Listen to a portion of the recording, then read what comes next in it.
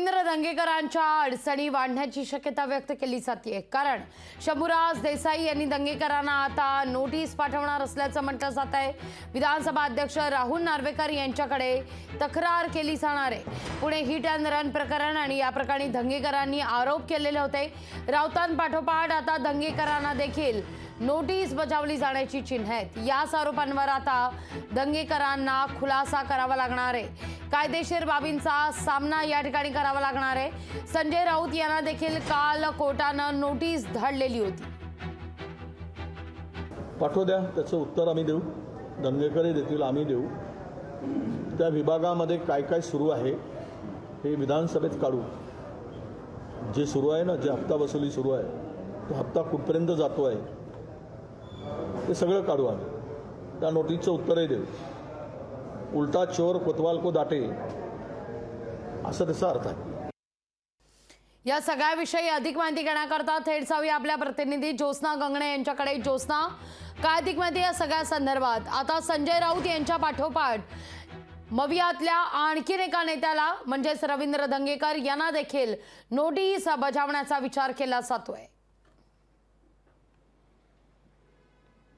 लागवी अगदी बरोबर आहे। आपण बघतोय की शिंदेच्या शिवसेनेकडून जे आहे ते आता विरोधकांना नोटीस पाठवण्याचा जो धडाडा आहे तो लावण्यात आलेला आहे।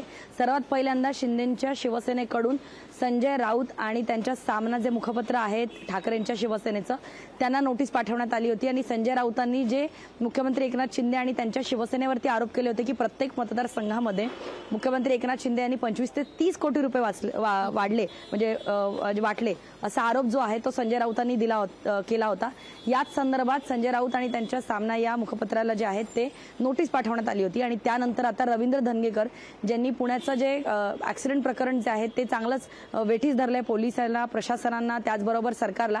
आणि अशा वेळेस दंगेकर जे आहेत त्यांनी अनेक वक्तव्य जे आहेत ती माध्यमांसमोर केलेली आहेत। सगळे कॅमेरे सुरू होते आणि अशा वेळेस त्यांनी राज्य उत्पादन शुल्क यांच्यावरती सुद्धा अनेक आरोप लावलेले आहेत। आणि त्याचमुळे आता राज्य उत्पादन शुल्क मंत्री शंभूराज देसाई जे आहेत ते रवींद्र दंगेकर यांना नोटीस, कायदेशीर नोटीस जी आहे ती पाठवणार आहे।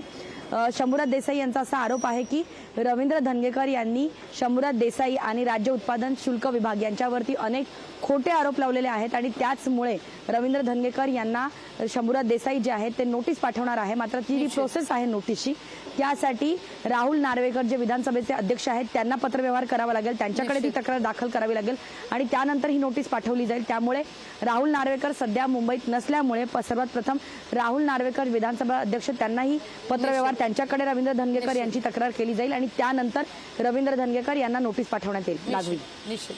ज्योत्स्ना, धन्यवाद तुर्तास तुम्ही दिलेल्या सविस्तर माहिती करता। लोकशाही मराठी ऐका, पहा, जागरूक रहा।